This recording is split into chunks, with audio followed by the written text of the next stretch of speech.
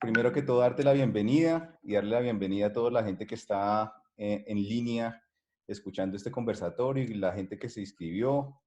Y gracias a Raquel por el tiempo. Yo sé que no pudiste asistir a una reunión importante que tenías para sacar el tiempo para hablar con nosotros hoy. Entonces, quiero agradecerte mucho. Quiero arrancar con una pequeña presentación. Tú eres geóloga especializada en mineralogía, gemología, geoquímica y petrología.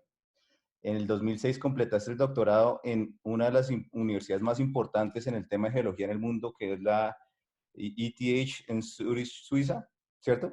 Sí, Si me equivoco, tú me vas corrigiendo. listo. Después tomaste un descanso y tuviste a tus dos hijos, Marco y Amaya, y después volviste asistente del Departamento de Investigación de Ciencias Planetarias en Harvard, y un año después fuiste contratada como curadora asistente para encargarte de la colección de rocas del Museo Mineralógico, y después fuiste nombrada, digamos, fuiste ascendiendo hasta que fuiste nombrada curadora del museo. ¿Está bien o hay algo que me falte? Mamá, también eres miembro de la Asociación de Joyeros. ¿Te gusta, fascinan los minerales? ¿Hay algo que se me ha quedado por fuera? No, nada. No, sí, una cosa, sabes que el término, realmente soy curatrix. Ah, ok, Eso era curado. sí, es o sea, curadora. Era un término que para nosotros en español, en castellano, el curador es más como el conservador, como el que se dedica, sobre todo en un museo de arte, que Sí, se dedica a que las muestras, los cuadros no se pongan mal, allá. Pero en inglés solo existía la palabra en masculino, como que la femenina la retiraron, se volvió arcaica. Y ahora muchas mujeres que estamos en este trabajo ahora la estamos retomando otra vez. Entonces soy curatrix, es curadora. Un ok. detalle. No, no, no, muy interesante la aclaración. Entonces voy a arrancar por preguntarte, bueno, otra cosa antes de arrancar, una cosa muy importante es que invito también a la gente que está escuchándonos. El chat está abierto, los micrófonos están cerrados, pero el micrófono está abierto, porque la idea no es que sea una entrevista unidireccional, sino que la gente que nos está escuchando también tenga la oportunidad de aprender de ti, pues que con toda la experiencia, ya llevas muchísimos años en el tema de los minerales y de estudio. Entonces, sí, pues la idea también es que la gente pueda preguntar. Perfecto, gracias. Entonces voy a arrancar con la primera pregunta. Bueno, lo primero que queremos saber es qué hace un curador, qué hace un curador o tu trabajo, qué hace una curadora en un museo de minerales, cuál es tu trabajo. Porque mucha gente, muchos sabemos qué hace un bombero, qué hace un gemólogo, pero un curador es una profesión o es un oficio que muy poca gente conoce. Entonces, ¿por qué no nos cuentas un poco cuál es el oficio del curador? Listo. Te voy a hacer un paseo un poco, a ver si pudiera. Voy a hacerlo. Un paseo por cómo funciona, cómo sería un día de mi trabajo, ¿no? Un poco un curador. O sea, yo llego a mi trabajo, que estáis viendo, este es el background, este es el museo de Harvard, nuestra oficina, o sea, la tercera planta de ese edificio construido en el 1800. Están todas las galerías públicas del Museo de Historia Natural de Harvard. Y ahí dentro de esa sección está la Galería de Minerales, de rocas, piedras preciosas y meteoritos, que es esta.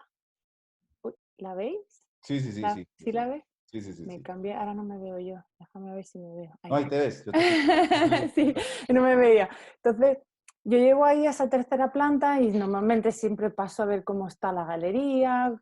En son como 4.000 metros cuadrados, 4.000 square feet. Tenemos minerales, están todos clasificados por su composición química, pero también tenemos pues son muy estéticos, o sea, por los que son bonitos.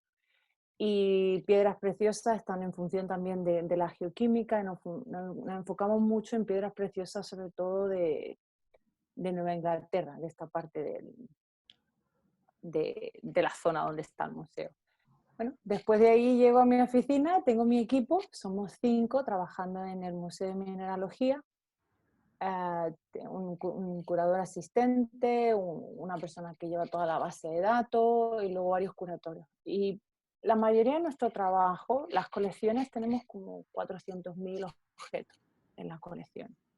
Entre esos son 200.000 más o menos piedras, 100.000 minerales, 1.600 meteoritos y como 1.600 piedras preciosas o gemas, incluidas piezas de joyería. Y la mayoría del trabajo consiste en que todas estas colecciones se han amalgamado desde hace como 200 años y muchas de ellas no están catalogadas, no están inventoriadas. Entonces la mayoría de nuestro trabajo es exactamente eso, ya ver, ponerle número, meterla a la base de datos, tomarle fotos y tener todo eso eh, en condiciones para poder utilizarla. Porque un curador básicamente lo que tiene que hacer es mantener y preservar las colecciones. O sea, ese sería como mi título, a que me dedico, mantenerla, tener cuidado de ella y que se puedan utilizar. Entonces, no solo dentro de la universidad por los estudiantes, los profesores, sino también externamente. Y luego hay mucho protocolo, no sé. Bueno, ¿y qué pasa? Digamos, me imagino que algunas de esas muestras también salen del museo, me imagino, para muestras itinerantes. Uh-huh. No sé si ustedes tienen colaboraciones y préstamos entre universidades o centros de investigación. En cual, el público en general. Nosotros recibimos muchas no Solicitud. recuerdo, solicitudes, gracias, para poder hacer exhibiciones, colegios, museos, otras instituciones. Por ejemplo, ahora tenemos 5 exhibiciones que están en otros sitios dentro de los Estados Unidos. Una de ellas es de meteoritos. Entonces nos piden que le gustaría hacer una exhibición y normalmente vemos las condiciones de seguridad que va a haber, en dónde se van a prestar, cómo va a estar hecha la exhibición, pero esa es nuestra función, prestar las muestras, tanto para, nosotros tenemos 2 tipos de préstamos, las que son como para exhibición o las que son para destruir los minerales porque van a hacer algún tipo de estudio de investigación. Ok. Esas son las principales Pero funciones. bueno, yo me imagino una cosa, o sea, Uh-huh. yo he trabajado en piedras durante muchos años y no tenemos 400.000 piedras. En ningún momento he visto 400.000 piedras juntas una a la otra. Pero muchas veces pasa que se te extravía una piedra o, digamos, a pesar de todo el cuidado, se extravía. ¿Te ha pasado que sale una muestra, sale y ¡pum! Se pierde una de esas muestras? No, por suerte por ahora no. Pero te voy a decir, por ejemplo, de las rocas, supuestamente tenemos 200.000 rocas. Es una colección, primero no tiene mucho valor, es una colección que ha sido de estudiantes, se ha amalgamado, entonces sabemos lo que tenemos, pero no lo sabemos. Y esa seguimos en continuo catalogándola, inventoriándola. La colección de minerales, piedras preciosas y meteoritos, esa el 95% de la colección, de las colecciones están totalmente inventoriadas, las tenemos en la base de datos. Ten en cuenta que nosotros también recibimos muchísimo, no muchísimo, pero cada 6 meses recibimos una auditoría interna para las piezas de más valor. Entonces, si ahí, y la colección que más problemas me da es la de las gemas, Sí, porque con cualquier mineral o tú le puedes escribir el número en chiquito y ese claro, número lleva un código de barras muy chiquito. La piedra preciosa la tenemos pesada, tenemos todo, pero no puedes escribir nada en la piedra. Entonces, a veces sí es fácil mezclarlas, sobre todo cuando las sacamos para dar clases. sí. Cuando me saco 50 piedras digo, ¿por qué me saqué 50? Porque luego tiene que volver a inventoriarlas cuando vienes de vuelta y muchas veces solo por el peso puedes llegar a saberla. Claro, claro, claro. Así que sí, no, esa es difícil. Bueno, hay una pregunta de Andrés David. Ajá. Dice, ¿cuál es tu gema exótica favorita o minerales preciosos de la universidad? Va cambiando. Va cambiando, es como los niños, un día el que se porta bien es el que más quiere y, y así, casi que con los minerales y con las piedras, bueno, en general, si estoy trabajando en algo me fascinan y me encanta, pero he pasado como a nivel de grupo, he pasado de granate a turmalina, porque estoy muchos años trabajando con turmalina y como bien sabe, últimamente he estado trabajando mucho en esmeralda. Ah, bueno. Entonces, como que va por grupos, que es lo que más me gusta. Y así del museo, una que pudiera... No, ¿Difícil? Muy difícil. Bueno, Son todas hermosas y todas tienen algo, alguna historia o alguna imperfección. la semana pasada tuvimos un compatriota tuyo, a Jesús Ajá, Llanes, y él es tasador, gemólogo, joyero.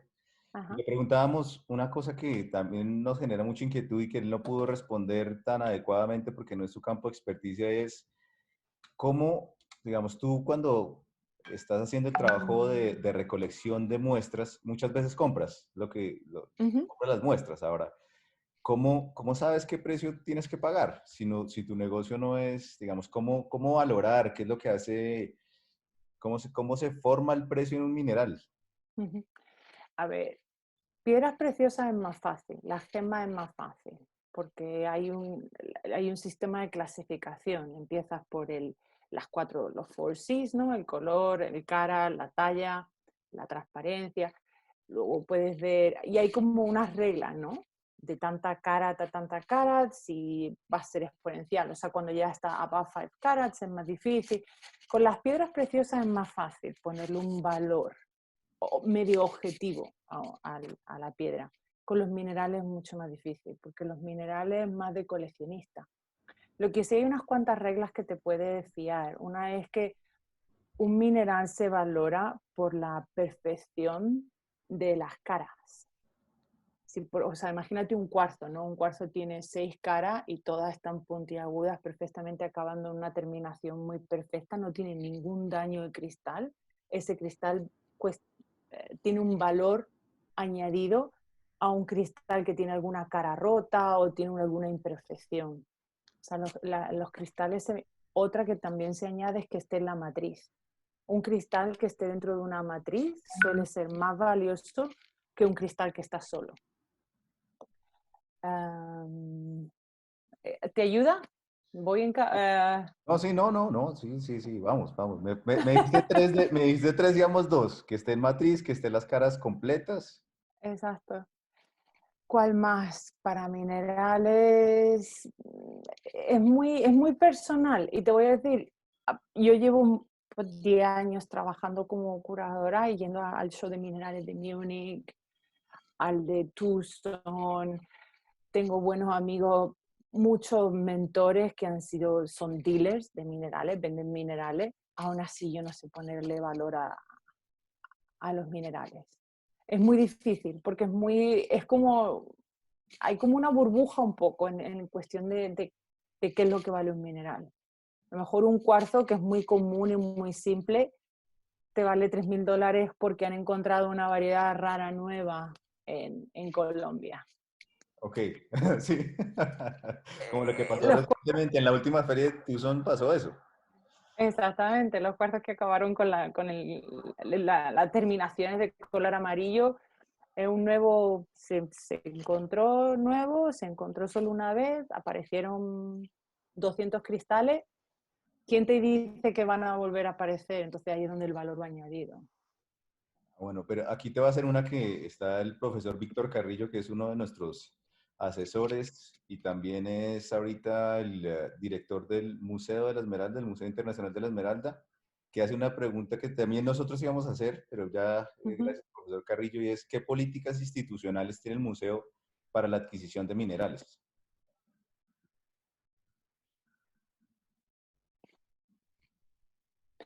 Pues nuestra misión está enfocado en muestras raras y Sí, estética. O sea, son dos. No sé, hasta a día de hoy se conocen como 5.800 minerales en la Tierra.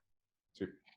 Y nosotros tendremos a lo mejor un 20, un 30% de ellos, pero nos enfocamos sobre todo en minerales raros. ¿Por qué? Porque nuestro museo está en una universidad. La universidad está enfocada en educación e investigación. Somos diferentes, por ejemplo, al Smithsonian o un museo de historia natural en Nueva York, porque ellos más se van a enfocar en diversidad o en cosas bonitas. Nosotros más en muestras raras que las tenemos como referencia y luego para poder estudiarlas, básicamente. Entonces serían muestras raras, minerales raros y minerales estéticos de a lo mejor localidades que no tenemos. Por ejemplo, en el 2010 China se abrió el mercado como un sitio de nuevos minerales y unos minerales hermosos, pero pues esa no era nuestra política de coleccionar, de cómo crecer nuestra colección. Entonces la colección de Harvard es muy importante por los minerales raros y por minerales estéticos. Bueno, otra pregunta. Ujú, Pues cuando uno compra con la plata de uno es diferente a comprar con la plata del museo. En mi ujú, caso es un poco similar.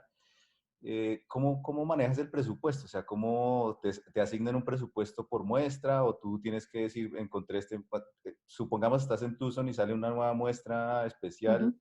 el museo te dice tienes hasta tanto, te da un rango de precios o cómo funciona ese tema? ¿Cómo decides cuándo comprar? O sea, sí, ¿cómo no te excedes? ¿Cómo? Yo lo tengo fácil porque como no soy coleccionista, no tengo, no tengo problema en no comprar una muestra, pero te voy a decir un poco y hago una mentalidad que es diferente. Estados Unidos está muy basado en la mentalidad de las donaciones, de la filantropía. Entonces, el 99% de las colecciones que tenemos son donadas. Ok. Pero sí tenemos un presupuesto para ir a comprar. Y las donaciones funcionan no solo porque luego cuando haces la declaración de tu impuesto de la renta te pueden quitar, o sea, hay una deducción por haber donado algo a partir de cierto valor, que es un fomento para mucha gente. La gente también dona porque quieren, imagínate a alguien que ha estado coleccionando por 30 años y ha puesto una colección impecable, increíble.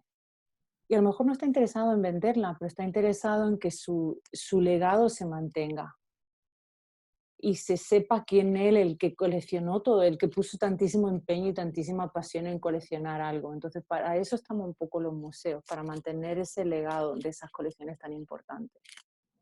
Y así es como un poco la mentalidad de mi museo ha ido creciendo y la mayoría de lo que tenemos, sí, aquí y allá nos regalan una muestra bonita, tengo un presupuesto para decir, va, pues esta muestra me gusta, pero sinceramente nos enfocamos mucho más en preservar esas colecciones que se han puesto juntas durante mucho tiempo. Esa es un poco más mi visión del museo, mantener lo que alguien... Y en este último año hemos conseguido 2 de ese tipo de colecciones y son increíbles. Y otra cosa que te voy a decir, el mercado de los minerales, tú lo has visto en Tuso, está altísimo. Entonces las muestras que podrían venir al museo está hablando de $40.000 hasta millones para arriba. Sinceramente ese dinero para mí lo pongo en trabajar y mantener las colecciones y si alguien en algún momento quiere donarnos algo así, bienvenido. Puede ser de pronto un poco, pregunto tu opinión en el tema de los especímenes minerales, que es tan difícil reemplazarlos. O sea, realmente son casi únicos, no sería digamos, no sería la razón para el valor tan alto que tienen en este momento los minerales. Hay gente que lo intenta comparar como el mundo del arte, ahí es utilizarlos como un commodity, ¿no? O sea, como un Van Gogh. Van Gogh es único y no lo puedes comparar con otro. Pero no siguen siendo lo mismo, porque incluso a un Van Gogh tú le puedes poner un número, porque puedes comparar con otros Van Gogh. Con los minerales, aún así es como, a mí me gusta y a ti te gusta y ves que le gusta a mucha gente, el valor sube. Si no le gusta a nadie, el valor baja. Es un poco, o sea, hay como algunos criterios, pero en realidad, y eso es muy interesante, muchos dealers si lo enseñan 3 veces y no encuentran que hay así muchísimo Sí. reacción, el precio baja. No sé. Ok, no sé si yo te escuché bien, tienes 400.000 especímenes en el museo, entre rocas, meteoritos y piedras. Sí, ¿Cómo hace uno para, entre 400.000, tú tienes una exhibición permanente en el museo, la que estás mostrando? O sea, sí, esa permanente en la exhibición tenemos 3.500, o sea, un 1% de la colección en esta en exhibición. ¿cómo haces entre 400.000? Obviamente que cuando son rocas es un poco más fácil, porque cuando son rocas me imagino que muchas las tienes para estudio, como la investigación que hiciste y mostraste en GIA el año antepasado ya. Ujú. Pero ¿cómo haces para decir entre 400.000 escoger 1%? ¿Cuáles son esos criterios de selección? Mira, de las rocas solo tenemos como 20 rocas, porque este museo está principalmente enfocado en los minerales. la mineralogía. Y la gente que viene al museo o son expertos, son niños que quieren aprender de la química de los minerales. Entonces, roca es muy fácil, poquita. Minerales sí es difícil, porque me acuerdo que estábamos reestructurando. La galería es permanente, pero solemos ir cambiando, depende de algunas temáticas. Pero yo me acuerdo que estaba haciendo la caja de la galena, los óxidos, y teníamos 750 galenas. Y yo miraba, y ¿sabes qué, Gabriel? Son todas únicas, Sí, sí, sí, sí. porque es la forma, el brillo, de dónde vienen. Entonces, ¿cómo lo hace? Pues te basa un poco en cuáles son las más importantes, las localidades más importantes, por ejemplo, la plata de Kongsberg, el oro de California. O sea, empieza un poco a establecer cuáles son tus criterios para crear una exhibición que representa los materiales que tú tienes y aparte enseña al público, porque la última función es la educación, ¿no? Enseñar Claro, mineralogía o gemología. claro.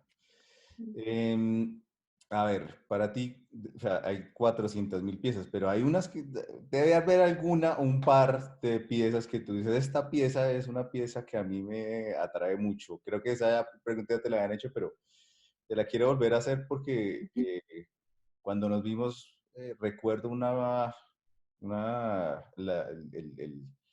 el mineral de oro, el espécimen de oro que vale, yo no sé cuánto me contaste, cuántos millones Ajá. de dólares está valuado ese solo hilito de oro. Fíjate, esa no la tengo a mano, pero tengo otra foto. Por ejemplo, el oro me fascina y no era algo que yo antes trabajaba o he trabajado muchísimo en oro. Pero, por ejemplo, como ven aquí en esta foto, la belleza de cómo se forma el oro, la simetría, el lustre, que es el brillo de las piezas. Y tenemos una colección muy importante, tenemos una de las colecciones de oro cristalino, o sea, no son nuggets, no son bolitas de oro, sino es oro, así es como se forma realmente. Entonces, con esa colección he trabajado mucho porque me interesa mucho saber cómo se forma, qué hace que un oro se forme octaedro o cúbico o tenga una forma de un romboedro. Y luego de dónde vienen también, intentar, no sé si has visto, bueno, igual que en Colombia, hay muchísimo minería ilegal, Sí. entonces utilizan los procesos que utilizan para extraer el oro con el mercurio son súper tóxicos, tanto a la atmósfera como al agua. Entonces estoy muy interesada en saber si cómo haciendo estudios químicos como el que aplicamos a la esmeralda del láser, como si podemos ver qué elementos son los que nos pueden decir de dónde viene el oro. No es que va a ayudar a la minería ilegal, pero a lo mejor podemos establecer algunos protocolos para que la gente sea más transparente a la hora de decir este oro viene de tal mina y es una mina que tiene todos los procesos y está bien hecho, no se produce tantísima, no dañamos tanto al medio ambiente como a nosotros mismos. Ok, tengo dos preguntas. Sí, perdón, me extendí mucho en esa No, pregunta. no, tienes la Me libertad, fui. tienes la libertad de decir y opinar. Vamos a tratar, porque yo creo siempre el tiempo se le hace uno cortico. Y yo solo he preparado 8 preguntas, pero hay mucha gente que tiene muchísimas preguntas. Entonces voy a ir evacuando para mezclarlas. Lista. En nuestro amigo Juan David, que espero que sea la persona que yo pienso, hace una pregunta y dice, se comparten las muestras entre instituciones para ser usadas en investigación. ¿Qué pasa si se va a usar un método destructivo para analizarlas? Me imagino que no sé qué método destructivo, pero no me imagino que sea ablación, porque la ablación no es tan, pero Es de la solución, me imagino. No sé. No, la ablación se puede considerar destructivo porque sí, hace como 100 microns, o sea, un puntito bien chiquitico, no se ve con el ojo, o sea, necesita una lupa o algún método, pero hace daño. La primera pregunta, si se comparte entre instituciones, también no, sí, sí, totalmente. O sea, no solo instituciones como de museo, pero también con otras universidades. Si hay algún estudiante que está haciendo un estudio de esmeralda y necesita tener 3 esmeraldas más y resulta que nosotros tenemos esas 3 que él necesita, se le pueden totalmente prestar. Y como volví, hacemos dos tipos de préstamos. Unas que son de préstamos destructivos, o sea, te doy una parte de la muestra, entonces esa ya no vuelve al museo, esa te la quedas tú, la destruyes, la analizas. O muestras la que tú te la doy, la analizas y luego con lo que te sobra de material no lo devuelves. Y esa totalmente, esa claro que se utilizan para... Esa es nuestra principal función. Y da igual que sean destructivos o no destructivos. Wow, interesante. Eso sí, esa pregunta está muy interesante porque no tenía ni idea. Y cualquier, ¿eh? No tiene que ser una piedra preciosa, puede ser una roca, un mineral, cualquier material. Si, por ejemplo, estamos hablando que necesita algo de mucho valor para exhibirlo, porque es muy bonito, ahí a lo mejor hay otro tipo de requisitos, no ver dónde la va a exponer, pero para investigación prestamos todo. Ok, perfecto. Te voy a hacer otra de Lidier Ujú. Rodríguez. ¿Se puede consultar estudios y material académico respecto a la Esmeralda en el museo o la universidad? O sea, ¿En qué se...? yo me imagino que tú hiciste me imagino que debe haber investigación hecha en la universidad sobre esmeraldas, digamos, en el tema relacionado con esmeraldas. Ujú. Yo me imagino que debe ser algo así como si hay alguna parte donde puedan consultar los resultados de esas investigaciones. Mm, No, yo creo que ahí sería lo más directo, meterte en Google Scholar, o sea, en algún tipo de web browser para hacer y ver qué se ha publicado de la Esmeralda. Y ahí a lo mejor ves quiénes son los autores. Por ejemplo, con la Esmeralda te van a salir muy pocos. Los puedes contar con la mano, los que han hecho investigación. Y de ahí, pues más o menos ver, pero así como tan específico de qué institución o qué museo está haciendo investigación y pone en su artículo, no esa ruta es diferente, no creo que sea tan directa si realmente quieres saber qué se ha hecho de investigación. Ok, Javier Tolosa pregunta, ¿qué profesional se encarga de examinar la donación? O sea, ¿qué era tan auténtico su estado? Digamos, ¿quién Ujú, ujú. Esa hace me toca a mí, esa me toca a mí. Ok, Como curadora, ese es mi trabajo principal. Por ejemplo, si está hablando de piedras preciosas, ahí sí, o incluso para comprarla, normalmente te las dan en consignment y es que te las dejan un tiempo y tú decides luego si encuentras el dinero para comprarla o si te la quieres quedar con la colección y ahí pues me da tiempo a investigarla para ver si le puedo hacer varios métodos. Por ejemplo, el Raman Spectroscopy, esa no es dañina y esa es un método de identificación que a mí me encanta, es súper fácil. Eh, entonces sí, soy yo. Los protocolos no son muchos. Te la dan, se confían de ti porque eres la curadora de Harvard.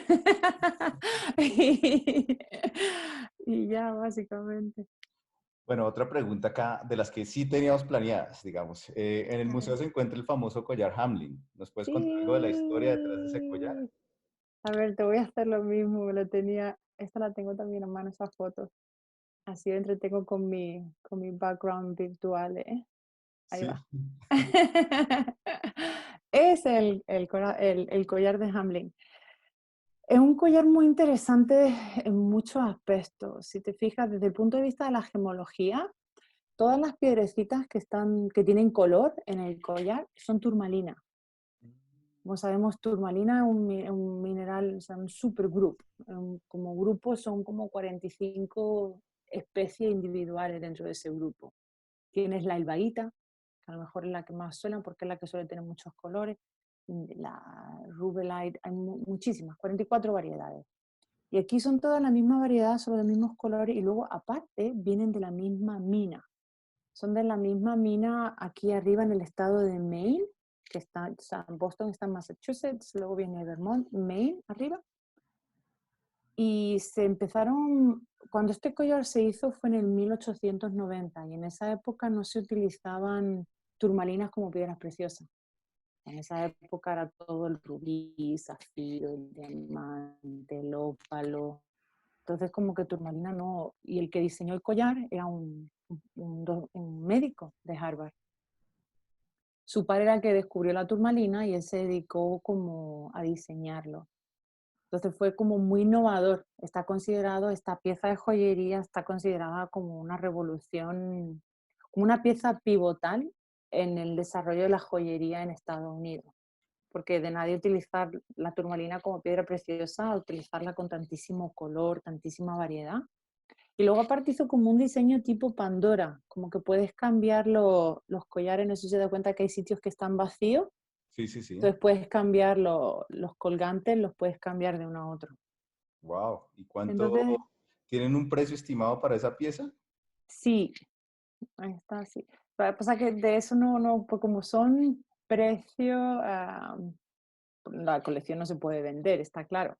Sí. Pero tienen valor porque tenemos que hacer appraisal y tiene que estar asegurada. Pero es algo que no puedo hacer, no se puede decir. Ah, ok, ok. La forma larga de decirte que no te lo voy a decir. Pero Es un secreto de Estado. sí, exacto, más o menos. Pero es muy, o sea, es por los dos sitios, por lo histórico y luego yo hice un estudio de todas las turmalinas, porque ¿quién ahora decide poner una colección? Porque aparte tenemos todos los loose, los materiales sueltos que sobraron de cortar las piezas. Mm, Entonces, esa colección se puso, el hombre la coleccionó por 35 años y la tenemos toda entera. Entonces yo hice un estudio de qué es lo que produce el color en las turmalinas de una misma mina. Y eso a día de hoy sería muy difícil poder hacer ese tipo de estudio. claro, De ahí claro, es donde va la otra importancia de las colecciones. Es que hay muchos sitios en los que uno se puede acceder hoy o ya no se producen más. Entonces, si necesitas tener datos para poder investigar, colecciones de los museos son las más importantes. claro. ¿Y qué descubrieron? O sea, hiciste el estudio con todas esas. ¿Qué Sí, descubriste? mira, en palabras simples, hay tres, en general tenemos 7 elementos que son los cromoforos, pero en este sentido en la turmalina solo hay 3 que producen el efecto. Entonces pasa de verde claro a verde oscuro, pasa de tener más hierro de hierro 2 plus a tener hierro 3 plus. Eso es un hierro, cambia estado de oxidación, como que cambia el sistema y de ahí te cambia el color. Y cuando vas teniendo rojo hay un aumento del contenido del manganeso. Está muy simple, pero muy bonito. Sí, no, hermoso. Y es que venga de una sola mina con todos esos colores, Ujú, realmente no es tan fácil. ujú. Vamos a hacer una pregunta aquí del público. Andrés David A ver, pregunta, cuéntame. a ver qué dice. Las esmeraldas al salir de las minas y demás minerales aparecen con óxidos alrededor periféricamente. Se utiliza ácido ascórbico o ácido arsólico como antioxidante no invasivos en determinados minerales. ¿Afecta el valor en el caso de los minerales perfectos o agrega valor la limpieza? ¿Y en qué minerales estos ácidos se pueden convertir en invasivos? A ver, eso ha cambiado mucho en los últimos años desde el punto de vista de los que venden minerales y los coleccionistas. Hace como 15 años el que una pieza se limpiara, era como que la habías dañado. Y ahora al contrario, no encuentra una pieza de mineral, no de talla, sino de minerales, no de gemas, que no esté limpia, que no haya pasado por un laboratorio, le hayan quitado todo, para dejarla así brillante que parece que la han pulido, pero no, en el fondo simplemente la han limpiado. También se está aceptando el término de restauración. Hay cristales que salen de la mina y se rompen, y ahora tienes laboratorios que tienen expertos pegando los cristalitos juntos para que, por ejemplo, en el caso de la turmalina, ¿no? Las de Pederneiras de Brasil, que se rompen muchísimo, están todos los cristalitos juntos pegados y eso se acepta, está aceptado ahora. Así que en el caso de los minerales, el limpiarla le agrega valor. Incluso si los ácidos son invasivos, pero te está quitando lo que no quiere dentro del mineral, sí agrega valor. En el tema de las piedras preciosas es casi lo opuesto. En el tema de las piedras preciosas, lo que menos quiere es algo que haya sido tratado. Y eso vosotros sois los expertos que os dedicáis a ver qué tipo, ¿no? Qué tipo de, con qué se ha tratado la pieza. En el caso de la esmeralda hay algunos métodos que son menos invasivos, otros están más aceptados, otros la gente está siendo más transparente, qué es lo que utiliza. Entonces como que son casi dos mundos casi opuestos. El mineral, cuanto más limpio, mejor. Las piedras preciosas, cuanto menos tratamiento hayan pasado, mejor, más valor tienen. No sé, Y ¿tú qué piensas, Gabriel? yo pensaría que sí, lo que tú dices es cierto, entre más limpia es mejor hasta cierto punto, porque muchas veces en la limpieza también algunas se deterioran o sea, depende de los ácidos, muchas veces abren fisuras que no estaban, o hay algunos ácidos que remueven en la esmeralda hay algunos ácidos que remueven el cuarzo. Entonces, cuando Ujú. tocan el cuarzo, ese hueco a veces es rellenado por tratamiento y es peor el remedio que la enfermedad, por lo menos en piedras tratadas. Y creo que en minerales muchas veces pasa igual. A veces para limpiar las piedras las terminan deteriorando, el mineral queda más deteriorado. Depende, exacto, pero también depende cómo lo vaya a vender. Si va a vender la piedra como una esmeralda en cristal con sus tres, o sea, hexagonal, perfecta, si está en la matriz, pero el cristal ya está un poco más limpio, eso le da valor. Ok. ¿Qué tanto se castiga ese tema de reparación? Es un anónimo. ¿Cómo, cómo? ¿Qué tanto se castiga el tema de la reparación? Me imagino que en De la términos rep- de precio, ¿cuánto, en- si la reparo, qué tanto bajaría? Me imagino que es la pregunta. Sí, depende también un poco del tipo de mineral. Por ejemplo, la turmalina reparada, como se sabe que se rompe tantísimo, no como que se acepta que esté reparada y aunque baje el precio no baja tantísimo. Por ejemplo, una esmeralda reparada, ahí sí le baja mucho el precio. Porque por lo general, tanto una esmeralda, el cristal de rubí, menos, no, sobre todo un cristal mineral de esmeralda reparado, le bajaría muchísimo el precio. Y tú sabes de la euclasa. Ujú. Me encanta. La euclasa tiene un clivaje y es bastante propensa a tener exfoliación y a partirse, digamos. Para los que no son gemólogos ni geólogos, la euclasa tiende a partirse muy fácilmente y dejar planos, eh, espacios planos. ¿Qué tanto aceptado es ahí? ¿Qué tanto se acepta ahí la reparación? Porque con la euclasa pasa una cosa muy similar, es muy fácil que se parta en planos. Ujú. ¿Qué piensas ahí? ¿Sí afectaría mucho el valor? Sí, afecta también el valor, es como una calcita, un cuarzo, que se rompen por los cleavage planes, que se le llama. Es así, por ejemplo, la calcita tiene cuatro, pues imagínate qué fácil es que se rompa en cuatro y se quedan perfectos, porque esas caras que se fracturan por sí mismas, se quedan súper bonitas, pero pues sí le quita valor. Te digo, el mineral, piensa en un mineral, cuanto sean más perfectos las caras, y no le haya pasado ningún tipo de daño al sacarlo, bien. Y si luego lo puedes limpiar y añadirle un poco de transparencia o solo, pero limpiar sin ningún tipo, lo hacen más por ultrasonido, el tipo de limpieza que le dan a los minerales. No es tanto por ácido, pero es más de ultrasonido y tratamientos muy incluso con lápices de ultrasonido para quitarle esos granitos que están pegados al mineral que no le añaden belleza, pero sí le pueden añadir valor. Ok, tengo una pregunta que es un poco más técnica y de pronto si quieres elaborar no todo el mundo es experto en la técnica, Ujú. pero en el pasado congreso de la GIA en el 2018 presentaste los resultados de investigación sobre esmeraldas. Ujú. Y ahí estabas hablando de la técnica de ablación láser, que es muy común, uno la ve muy en cualquier estudio moderno, se ve esa técnica de ablación láser que como hablábamos al principio es un poco destructiva, deja unos pequeños orificios que apenas son visibles, si uno tiene bastante cuidado medio, se pueden ver con el ojo y uno sabe dónde están, pero usualmente no son visibles porque son muy, muy pequeños. Ujú. Eh, en la presentación tuya hablabas de disolución, o de solución, mejor dicho. ¿Nos puedes explicar un poco cuál es la diferencia y cuáles son los resultados? Digamos, por qué priorizar un método sobre el otro y qué Ujú. contraste así condensado? Eh, los, los métodos atacan diferentes problemas. El método del láser, que es un poco el que está aquí detrás también mío, ese agujerito que veis ahí es el que se le hace con el láser. Y si mira, me voy para este lado. Si miras la piedra preciosa, la gema, es tan chiquito el agujerito que se le ve que realmente no se ve, eso se vuelve a pulir y se le va. Entonces el tema del láser, lo que hace, imagínate como un laser pointer, este que tenemos para dar clase más o menos, pero un poco más potente, lo apunta a una muestra y parte de ese material que rompe se mete en un espectrómetro de masa y ahí es capaz de decirte, tenemos tantísimo por ciento de litio, tanto por ciento de berilio, tanto por ciento de cesio, ¿no? Elementos químicos que están en concentraciones bajas.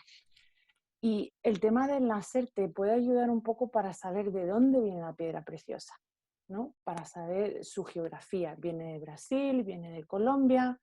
Eso es más o menos para lo que se utiliza.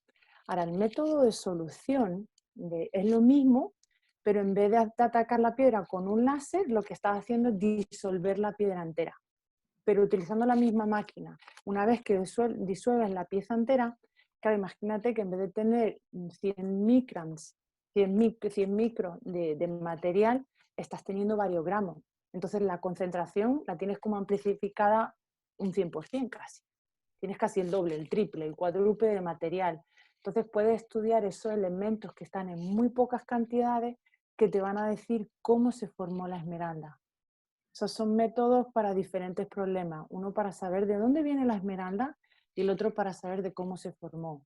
Se formó en unas condiciones de subducción de placa, se formó durante la orogénesis en caso de Colombia, sistemas hidrotermales, para saber un poco más de esos elementos que están en bajas concentraciones, te dan otro tipo de información. Bueno, menos mal que solo es para saber poquitas cosas, porque no me imagino haciendo, digamos, derritiendo una esmeralda de alto valor para averiguar cómo se formó. ¿Verdad? En el caso el que yo hice, el de solución, ahí sacrificamos como 50 esmeraldas. De todos los sitios del mundo, de Etiopía, Afganistán, Rusia. Un estudio muy bonito, es el que a ver si sale pronto. ¿Y en qué sustancia usan para dejar la piedra, digamos, líquida? Es lo que hacen, ¿no? Básicamente la sumergen en algún líquido, ¿cómo es? ¿La calientas o...? El proceso es más complejo, Sí. o sea, pero lo que se hace es disolverla en diferentes tipos de líquidos que sabemos una concentración que está medida, la reseca, la vuelve a disolver, la seca. Es un proceso bastante complejo y al final te quedan concentraciones muy pequeñas. Pero es como disuelves la esmeralda y sacas la esencia para saber realmente qué es lo que tiene. Ok, hay dos preguntas interesantes. La Ujú. primera, ¿se han realizado estudios para refinamiento de la estructura cristalina en minerales del museo? Por ejemplo, difracción de rayos X. Sí se hacen, pero no tanto como se podría. O sea, si hay algún estudiante que está interesado en hacer algún tipo de estudio con las muestras del museo, bienvenido. Pasa que Harvard es una universidad que está muy enfocado en temas de medio ambiente, en temas de geofísica, entonces hay menos estudiantes que utilizan las colecciones para ese tipo de estudios. Pero, y por ejemplo, a mí soy una de las principales haciendo investigación en las colecciones y los métodos que utilizo son diferentes. Ok. Otra pregunta del público es anónima también. Ujú. ¿El museo tiene piezas de esmeralda precolombina? No. Ah, bueno, entonces ya, porque eran dos preguntas en una. La primera era si tenían y la segunda, ¿cómo determinan? L- La precolombina está muy interesante. Somos un estudio de tipo arqueológico, saber de... No, esa serie, no. Bueno, es una que tengo que conseguir para ayudarte al museo, porque esas son un poco más difíciles de conseguir. Buscamos un estudiante que quiera saber cómo podemos saber las rutas precolombinas. Yo creo que ¿Ya? hay muchos, porque con el semillero de la de la Universidad Nacional tenemos varios investigadores que usualmente atienden a las charlas y Ujú. por eso hacen preguntas bastante técnicas. Pero la idea también es que Mm. hagamos preguntas técnicas y no técnicas o bajarlas al nivel para que todo el mundo, los que no somos geólogos y no entendemos muy bien qué es la diferencia entre la disolución, el láser ablation, pues Ujú. lo ponemos a un nivel que sea más entendible para todo el mundo. Diferentes técnicas, diferentes problemas. A ver, vi una pregunta de Víctor Carrillo. Hola, Víctor, no te veo, pero me acuerdo mucho de ti. Em, ¿Qué política institucional? No, vi la del link para el museo. Estamos trabajando para ver si podemos hacer, porque por estar afectados por el COVID-19 un poco, es cómo podemos utilizar el museo de forma en que no vaya, pero que lo puedas ver desde casa. Estamos trabajando en eso. Las colecciones sí están online. Si te metes en la página del museo, si googlea Mineralogical and Geological Museum a Harvard, te viene el link y luego te pone colecciones online. Y ahí puedes buscar, escribe en inglés o en español, no sé si te saldrá, por ejemplo, sulfur, azufre, sulfur. Y te van a salir todos los azufres que tenemos en la colección. Algunos tienen fotos, otros todavía estamos trabajando en eso. Y con respecto al acceso virtual, estamos trabajando en ello. Por ejemplo, utilizando fotos así, intentar poner más contenido y crear algo que se pueda hacer, pero por ahora no. Ok, no, no sé esta pregunta. ¿Tienes conocimiento respecto a los berilos del Amazonas? Del Amazonas es, me imagino, de Colombia o Colombia o Brasil. la verdad yo no, yo no sé. Entonces, Pero tampoco. En Brasil hay como 4 localidades que producen esmeralda. O sea, berilo hay muchísimo. Cuando cuentas berilo ya, si te metes el tema de las pegmatitas, la acuamarina, ahí sí se nos hace la conversación un poco más larga. Brasil tiene como 4 diferentes localidades y las esmeraldas se forman en diferentes etapas. No son todas, por ejemplo, como en Colombia, que es entre 65 y 35 millones de años. Normalmente sabemos que son o una o dos etapas las que se formaron las esmeraldas. En Brasil son varias, la zona un poco más compleja geológicamente. Ok, no sé si la pregunta es para Raquel o para el CETEC, pero no sé si tú tienes por localidades, no sé si cuando hacen un estudio Uh-huh. no, no te centras en un depósito específico, porque aquí la pregunta es, ¿han estudiado minerales preciosos del Putumayo como esmeraldas, corindones o amatistas? No sé si ustedes como cuando hacen un estudio de corindones es más global, digamos, es lo que tengo entendido. Depende de cuáles sean tus intereses. Para mí, mi investigación siempre se ha enfocado un poco cuáles son las causas del color, que también lo sigo investigando en la esmeralda, porque las esmeraldas de Zambia tienen un tono más azulado que las esmeraldas de Colombia. Entonces, para mí el tema del color lo encuentro muy interesante y de dónde vienen. Entonces, yo enfoco mi estudio en función de eso. Eh, entonces no he estudiado ese tipo de depósito en Putumayo. ¿Por dónde queda eso? Putumayo es al sur de Colombia. Mm. Es muy cerca, es un departamento que está, digamos, Bogotá está en toda la mitad, Ujú, está muy cerca a Ecuador y Perú, hacia abajo, al ladito del Amazonas. Digamos, es la misma, geográficamente es de cuenta que es toda la parte del Amazonas. ujú. Porque las divisiones geográficas pues son arbitrarias, al final los que ponemos los nombres somos nosotros. ¿Y ahí hay esmeralda en esa zona?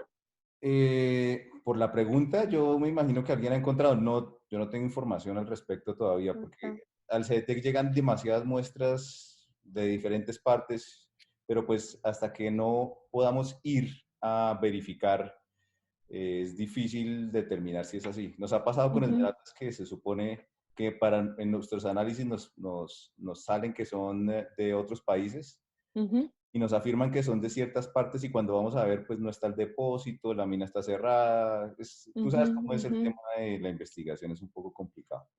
Pero ujú. no te quiero dejar ir porque nos faltan 10 minutos y me parece que hay una pregunta que quiero Okay. hacerte que tú cuando viniste el año pasado al Summit, gracias por acompañarnos y esperamos que puedas volver otra vez a compartir con nosotros Me encantaría. más enseñanza, pero dijiste algo que a mí me quedó sonando, algo que me parece que es muy importante y es que dijiste que Colombia, digamos, una de las fortalezas, de las ventajas comparativas en Colombia es el nombre. Las esmeraldas de Colombia son más apreciadas porque son de Colombia. Ahora, tú en ese momento, cuando estabas haciendo la exposición, nos dijiste que Colombia no puede seguir viviendo de su nombre y que debemos como industria mejorar o cambiar. Eh, quisiera que nos que profundizaras un poco más porque, digamos, eso fue lo dijiste muy al final, digamos, No, no creo que mucha gente le quedó sonando, pero a mí me quedó sonando hasta el día de hoy. Lo tengo ahí oculto. Te dolió mi comentario. No, no, no, no, no. ¿Sabes qué es lo que pasa? Que yo siempre he pensado lo mismo. Digamos, una Ajá. de las cosas que siempre he pensado es que Colombia tiene que empezar a mejorar sus procesos y como industria tiene que empezar a capacitarse y a generar ventajas competitivas que no estén ligadas al nombre por una razón y es que nuevos depósitos como Etiopía tienen esmeraldas que son comparativamente visual. Puede que al microscopio no, pero en los rangos de mercancía comercial son muy, muy parecidas. Entonces, yo siempre he pensado lo que tú dijiste, estaba de acuerdo, pero pues no es lo mismo a veces cuando lo dice el papá de la casa o cuando lo dice el miembro de la familia no le creen, pero necesitan que alguien más lo diga. Por eso me quedó sonando porque siempre lo había pensado que tenemos que como industria empezar a hacer otras cosas que nos den ventajas competitivas, no solo basándose en el nombre. Entonces, quería que elaboraras un poquito más sobre el tema. Es que yo creo que justo lo que tú has dicho, por lo que yo llegué un poco a ese statement, ¿no? A eso de que no se puede vivir todavía un poco casi de la remesa, ¿no? Porque cuando salió la esmeralda colombiana, no había otra como la esmeralda colombiana, o sea, era única. Y de un potencial increíble, pero desde que salió la esmeralda colombiana se han descubierto los depósitos de Kane en Zambia y ahí hay compañías que entran grandísimos, o sea, la cantidad de material que están sacando de Zambia es increíble. Entonces, hay muchísima más competitividad y también ahí, bueno, sigue diciendo, vale, la colombiana sigue teniendo la claridad, la transparencia, la intensidad de color verde que la de Zambia no lo tiene, pero ahí te llega Etiopía. Etiopía, Afganistán son muestras que tienen muy parecido, casi los mismos tipos de inclusiones, en cuestión de geoquímica muy parecida. Entonces, ¿quién te dice que ahora resulta que los depósitos de Etiopía sean muchísimo más grandes que los que se están haciendo ahora mismo en Colombia? Entonces yo creo que Colombia ha vivido mucho tiempo de que sí, somos los mejores y nadie nos lo va a quitar, pero eso no te lo garantiza nadie. Entonces, creo que tú y yo estamos en el mismo sentido, es como puedes crearle a un producto tan único, crearle más nombre todavía. Yo creo que eso va a ser lo que tú dices, la educación, establecer protocolos, transparencia, ahí, ahí tú eres más experto que yo lo decía por eso, pues porque se están descubriendo muchos otros depósitos que no sabemos la envergadura que tienen esos depósitos. Entonces, si por ejemplo me llega a dar una colombiana y una de Etiopía, y resulta que la de Etiopía me vale 30 veces menos, el color, la claridad es más bonita, me puedo hacer una joya más grande, el consumidor ahí es el que decide. Pero si tú le puedes contar una historia de estas de Colombia, es transparente, viene, le puede no sé, esa era un poco más mi, a lo mejor eso es lo que quería, sacarte de tu sitio. No, pero me parece muy importante, sobre todo para que digamos, la industria como tal no es solo Gabriel ni es el CDT, que es que como industria empecemos a buscar objetivos a largo plazo que sean más sostenibles que el nombre por sí mismo. Te voy a hacer una pregunta a un amigo que creo que es nuestro amigo Steven Castaño, con el que hemos trabajado de la Universidad de los Andes, y es si han utilizado métodos geostadísticos basados en datos para analizar aspectos en las esmeraldas colombianas y de otros países. Te puedo decir que llevo como 3 semanas tomando cursos de estadística, se llaman chemométrica, no sé si suena, chemometrics en inglés. Entonces, eso es lo que estoy enfocando un poco ahora en la investigación, es utilizar todos esos datos que tenemos y decir, a ver, cuáles son los elementos que van a decir realmente los que, incluso Gabriel, estoy encontrando diferencias de cuáles son las que vienen de Chivori y cuáles son las esmeraldas que vienen de Muso. Entonces estoy intentando desarrollar son bien complejos en la estadística, pero sí estoy intentando sí se están utilizando más métodos de eso para poder decir, ok, si me da esta esmeralda y mido estos 3 elementos y después estos tres, y después estos tres, ¿de dónde viene? Y que sea como una ecuación así perfecta. Bueno, tenemos que compartir porque en eso llevamos un caminito recorrido. Ajá. Eso es precisamente una investigación que es de 5 años que llevamos adelantando. Tenemos que hablarnos de estos días y te muestro qué hemos hecho en ese sentido para ver cómo podemos colaborar. ¿Estás trabajando con Chemometrics? ¿O Está- está haciendo tipo de...? sí, estamos haciendo varias cosas, pero yo te cuento ya Sí, más. porfa, me encantaría. Es mi dolor de cabeza últimamente, pero muy interesante. Yo creo que tenemos que intentar poner esos métodos que están disponibles Sí, sí, sí, sí. en función. Bueno, no te puedo dejar ir porque pues, no quiero quitarle el tiempo, el tuyo que dejaste tu reunión, ni el de la demás gente. Pero tú haces parte de la fundación de Women's Jewelry Association, que es la Ujú. asociación de mujeres joyeras, ¿sí? En español, ¿cierto? Sí. Yo he visto que eres muy activa. ¿Nos puedes contar un poquito más sobre cuál es tu papel, qué haces, porque, cuál es tu función? Porque, cuéntanos un No sé, poco.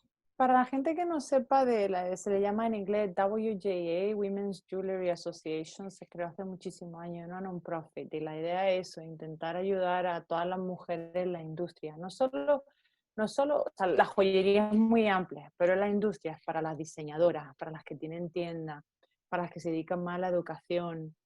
Y aunque yo soy una de las, o sea, como gemóloga y curadora, a lo mejor no estoy tan metida en el mundo de la joyería, pero las mujeres y muchos hombres también que participan en esta asociación hacen un trabajo increíble y me encanta cómo son capaces de mantener la conectividad. Y ahora, por ejemplo, en este tipo de crisis del COVID-19, todo el mundo está intentando decir, oye, ¿qué podemos hacer para mejorar la industria? Diseñadores están ayudando a los que venden joyas, oye, si yo te hago alguna pieza, no hacemos mutuo marketing. O sea, es como es una asociación que cubre muchísimos aspectos de la joyería y sobre todo intenta ayudar a las mujeres. Entonces yo como tiene es como 50 capítulos dentro de Estados Unidos y yo llevo el capítulo de la zona de Boston. Y en mi zona somos como 60 mujeres y hombres. Entonces nos reunimos de vez en cuando, comentamos qué nuevo en la industria, era una forma pues, de apoyar sobre todo a las mujeres hace muchos años ni siquiera podían salir a vender un anillo de diamante, no son las que estaban siempre detrás del counter, nadie las veía y ahora pues sí pueden salir a vender sus cosas. O diseñadoras, muchas mujeres diseñadoras. Entonces, ¿cómo promocionar esa industria? Bueno, y para las mujeres que están en Colombia, ¿esa es una asociación solo americana o gente de No, hay también internacionales y de verdad sí, me encantaría expandir un poco más, porque la idea es expandir, hay varias sedes, la sede que yo llevo aquí en Boston, hay una sede en Italia y me parece que otra en algún sitio de Europa, pero originalmente se hizo aquí. Pero yo me encantaría si se meten en la página del museo y encontráis mi correo y me queréis escribir, está interesada en crear una sede en Bogotá porque incluso hay muchas ventajas de pertenecer a esta industria. Por ejemplo, puedes tomar cursos de diamantes de bebés gratis, cursos de perlas gratis. O sea, no es solo el network que vas a conocer y gente que te puede ayudar a ti, sino también la cantidad de recursos que están disponibles a la gente que quiere pertenecer a la asociación para comentarla. Entonces, me encantaría ponerme en contacto con las mujeres o hombres que quisieran Bueno, ¿y cuál es participar. nos regalas tu dirección de correo para que la gente, de todas maneras, pues a la gente que está aquí, vamos a pasarle Ujú. un correo mañana con los datos de Raquel, redes sociales, pero si Mira, nos puedes contar un poquito más. la acabo de escribir aquí en el chat. R, la primera inicial de mi nombre y mi apellido, Alonso, @, Faculty of Arts and Science, FAS.harvard.edu. Ok. Raquel, entonces se nos pasó la hora y fue como si Muy, fueran cinco muy minutos. rápido. Un gusto, Gabriel. Muchísimas gracias. Y gracias a todos por participar. Me hubiera gustado verles las caras. Sí, Pero la virtualidad tiene ese problema que es un poco a veces incómoda. sí, está bien cuando vea a la gente, pero bueno, por lo menos te veo a ti. Bueno, y voy a robarte un segundito ahí para decirle a la gente que la próxima semana va a estar con nosotros el doctor Thomas Heinschwan, reconocido investigador en diamantes. Él ha hecho muchísima investigación en diamantes, es un amigo de la casa, amigo tuyo también, me imagino, Raquel, porque esta Ujú. industria parece que fuera muy grande, pero realmente es muy pequeña. Sí, Entonces nos va a acompañar la próxima semana también a esta hora para la gente que esté interesada, pues enviar sus preguntas antes, nos pueden enviar sus preguntas antes y cualquier cosa que necesiten. Y Raquel, estamos en contacto, ya sabes, la investigación. Me gusta, me gusta. Muchas gracias por la invitación y a vosotros por estar ahí. Muchísimas gracias, Raquel. Que pases muy buena tarde y muchísimas gracias a todos. Igualmente, un saludo. Bye. Espérate, saludos.